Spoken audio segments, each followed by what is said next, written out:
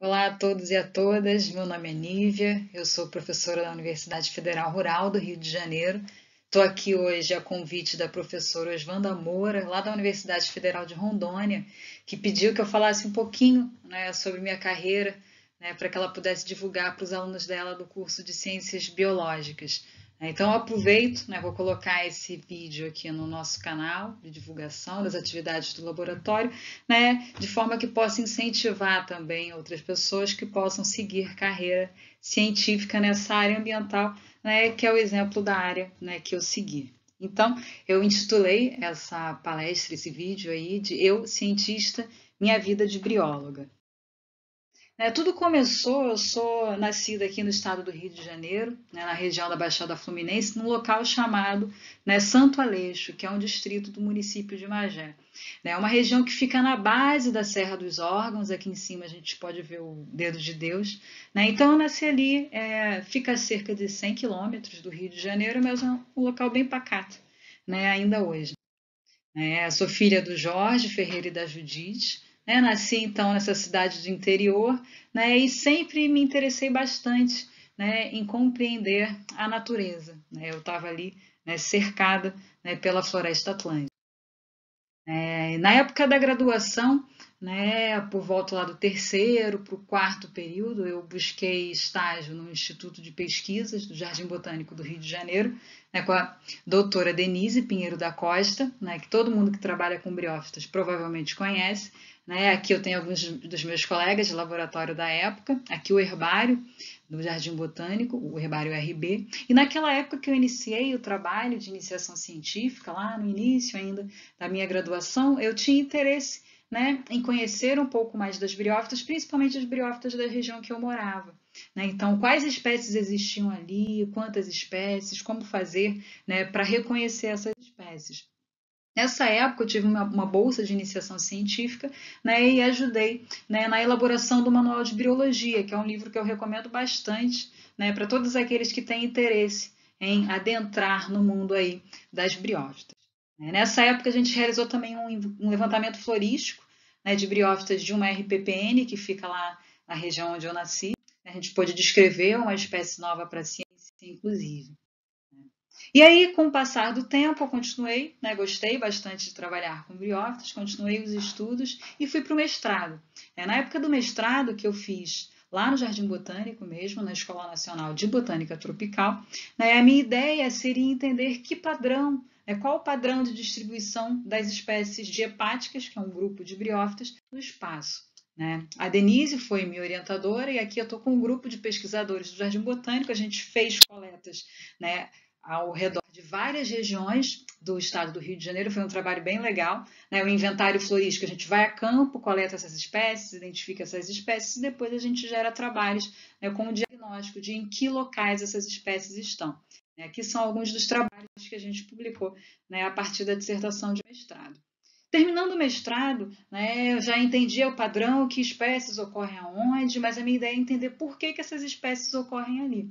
E foi aí, né, que eu tive a oportunidade de ir para responder, então, essa questão, o que configura a forma da distribuição de briófitas, né, fui trabalhar na Mata Atlântica no estado de São Paulo, fazendo meu doutorado na Unicamp, né, no programa de pós-graduação em Biologia Vegetal, né, com a coorientação da doutora Denise, que era a minha orientadora desde a iniciação científica, e a orientação da doutora Luísa Kinoshita e coorientação do doutor George Sheffer.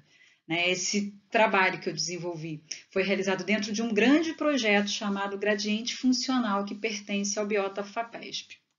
Uma grande equipe trabalhava nesse projeto, foi um momento ótimo também. A gente fez campo ao longo de várias altitudes da Floresta Atlântica, lá no litoral de São Paulo, né, e eu pude também, né, me aprofundar um pouquinho de quais seriam, né, aqueles fatores que determinam a distribuição das briófitas ao longo das montanhas. A gente expandiu, então, um pouco as áreas de estudo que eu trabalhava desde o mestrado, né, e pudemos compreender um pouquinho mais das briófitas que ocorrem em diferentes fitofisionomias de floresta atlântica, ou seja, em diferentes vegetações que ocorrem ao longo do gradiente de altitude da floresta atlântica. Aqui alguns trabalhos que a gente gerou, né, ao longo da tese de doutorado. E a gente chegou a uma resposta de que nas florestas úmidas, na Mata Atlântica, existe uma distribuição das briófitas que é moldada por filtros ambientais, principalmente aqueles relacionados à disponibilidade hídrica, como umidade e precipitação. E nessa época ainda, né, nas florestas ombrófilas, a disponibilidade hídrica é importante. E o que acontece nas florestas que são mais secas? A gente desenvolveu, né, um trabalho dentro do livro que falava sobre a biodiversidade da Serra do Japi, que é uma serra que fica entre os municípios de São Paulo e Campinas, né, no estado de São Paulo, é um dos maiores fragmentos, né, um dos maiores remanescentes florestais de florestas estacionais que a gente tem aqui na região sudeste do Brasil. E a gente pôde analisar essa brioflora e percebeu, era uma brioflora de um local de altitude elevada, mas que não compartilhava muitas espécies com outras florestas atlânticas, montana, né, outros tipos de floresta atlântica elevada da região sudeste. A gente via que poucas espécies, né, existia um grupo de espécies que eram compartilhadas, mas não eram tantas assim. A gente viu que provavelmente essa escassez hídrica, né, que existe nessas florestas estacionais afeta também a composição de espécies de briófitas dessas áreas. E terminei o doutorado, né, eu fui trabalhar na Universidade Federal de Pernambuco, lá no laboratório, né, de biologia de briófitas, que é coordenado pela professora Kátia Porto. Tive um conjunto muito bacana de alunos lá, a gente desenvolveu trabalhos na Caatinga e também começamos os trabalhos com ensino de botânica nesse período. Eu vou falar mais especificamente dos trabalhos voltados para a ecologia de briófitas. A gente queria entender se na Caatinga também era determinismo ambiental que afetava a distribuição das espécies. A gente pude colaborar, então, na dissertação do Bruno, fui co-orientadora dele, a doutora Kátia era a orientadora dele ao longo do mestrado, e ele trabalhou, então, com inselbergues, que são afloramentos rochosos, e trabalhou com solo nesses inselbergues. E lá a gente percebeu, então, que não necessariamente existe uma filtragem ambiental. Em ambientes xéricos, em ambientes muito secos, a dispersão, a capacidade dessas plantas se dispersar, provavelmente é um fator preponderante na determinação de que espécies ocorrem nesses locais.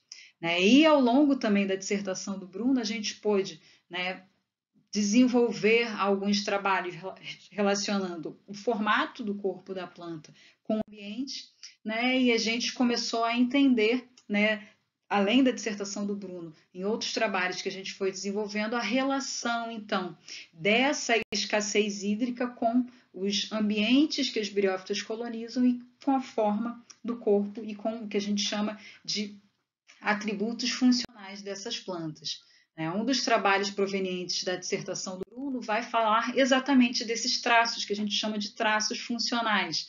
Existem traços, existem características que são relacionadas, por exemplo, dentro de um ambiente seco, a intensa insolação, a falta de água. Então, a gente foi aprofundando um pouquinho no estudo dessas características funcionais.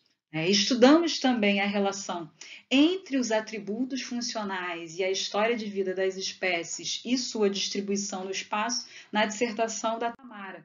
A Tamara estudou um grupo de briófitas que é muito interessante, é o único grupo de briófitas que tem espécies endêmicas da Caatinga.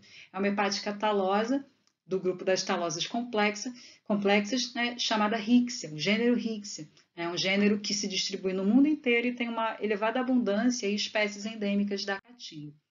No trabalho da Tamara, uma das coisas que a gente investigou foi a relação entre a distribuição geográfica dessas espécies e a raridade dessas espécies com algumas características funcionais, alguns traços como presença de escamas, de poros no corpo dessas plantas.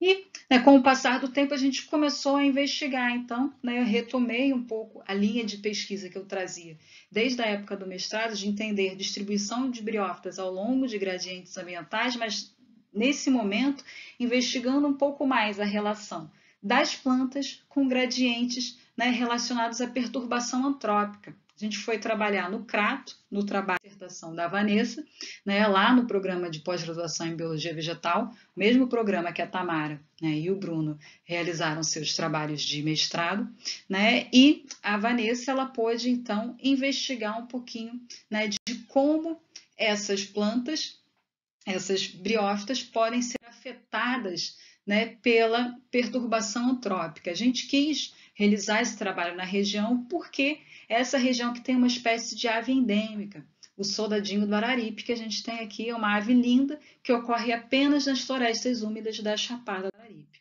E a gente, a partir das análises das comunidades de briófitas, a gente viu que a perturbação antrópica afeta a qualidade de habitat, principalmente a disponibilidade hídrica, né, a umidade no ambiente, e isso provavelmente tem influência também sobre a distribuição do soldadinho do Araripe. Né? Esse aqui é o soldadinho do Araripe, e aqui é mostrando para vocês um pouco dessa estrutura dessa floresta úmida. A gente já publicou um dos trabalhos, os outros 2 trabalhos relacionados à dissertação da Vanessa estão, né, em andamento para publicação, né, mas foi um momento que a gente começou a relacionar, então, a distribuição das briófitas, a ecologia das briófitas, com fatores ambientais que são ocasionados, mudanças ambientais ocasionadas pela perturbação antrópica. A Vanessa ela continuou seu trabalho, hoje em dia ela está no doutorado, aprofundando um pouco mais do estudo das briófitas nessas florestas úmidas do Nordeste, né, e verificando a relação entre essas assembleias de briófitas e a perturbação antrópica. Né? Ela continua agora, então, no doutorado, avaliando essas comunidades. Eu vim, né, em 2015 para o Rio de Janeiro, transferida da UFPE para a Universidade Federal Rural do Rio de Janeiro, né, para o Departamento de Botânica. Né, de 2018 eu também sou, né, junto com a professora Solange Brandolini, né, a gente está na direção do Instituto de Ciências Biológicas e da Saúde, a professora Solange é a diretora e eu sou a vice-diretora desse instituto, né, que é um instituto onde fica o curso de Ciências Biológicas, além do curso de graduação de farmácia e outros cursos de pós-graduação. O nosso departamento, que é o Departamento de Botânica, também está vinculado a esse instituto, que é o Instituto de Ciências Biológicas e da Saúde. E o que a gente tem trabalhado, né, desde a minha chegada na Rural? A gente tem trabalhado entendendo processos ambientais que atuam sobre comunidades de briófitas, agora não mais comunidades de briófitas de florestas, mas comunidades de briófitas que ocorrem no topo de montanhas, em ecossistemas de campos de altitude e de campo rupestre. Um outro trabalho que a gente está realizando também é o trabalho sobre o uso de briófitas como bioindicadoras de integridade ambiental na floresta atlântica, então relacionando a distribuição das briófitas aqui na floresta atlântica com perturbação antrópica, estudando fragmentos de florestas com intensa atividade antrópica para entender quem são essas briófitas que ocorrem nessa. E um projeto, né, que tem abrangido hoje em dia a maior parte da força de trabalho do laboratório, é o projeto sobre ecologia e conservação de briófitas em campos de altitude, que a gente tem trabalhado no Parque Nacional de Itatiaia, né, avaliando a conservação de espécies de musgos, que é o trabalho de dissertação do Matheus, né, na pós-graduação em Botânica do Museu Nacional. A gente está avaliando também a distribuição e a ecologia das briófitas ao longo de uma cronossequência pós-fogo. Os campos de altitude eles são submetidos a incêndios, né? A maior parte desses incêndios antrópicos, né? Esse é um trabalho, né, que envolve o trabalho de iniciação científica de diferentes alunos, né, como o Felipe, o Gabriel Stive, o Eduardo, a Maiara. Né? A Maiara agora está no mestrado também, trabalhando com essas comunidades de briófitas, né? E o Tibério tem trabalhado com traços funcionais anatômicos dessas briófitas que ocorrem ao longo desse gradiente pós-fogo em campos de altitude.